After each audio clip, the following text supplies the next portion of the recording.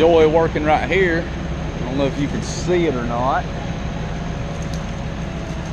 The reason we're not loading in the road, even though this is a little dirt road, there's a nice, lovely power line right there.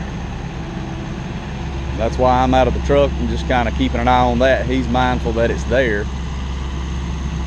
We just want to be dang sure careful. We don't have a foul up here.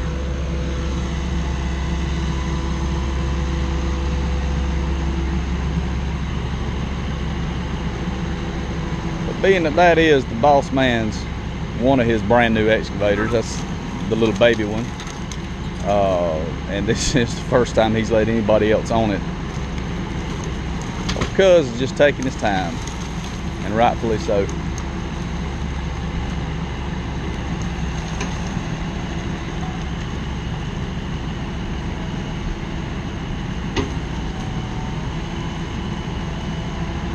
Yeah, another long one. But yeah, you can see all these twisted off treetops up through here. All this twisted up stuff that's laying down all the way right there, out there. That's all from Hurricane Michael. There's a nice big pine tree twisted off. And anyhow, I'm getting this right of way cleared.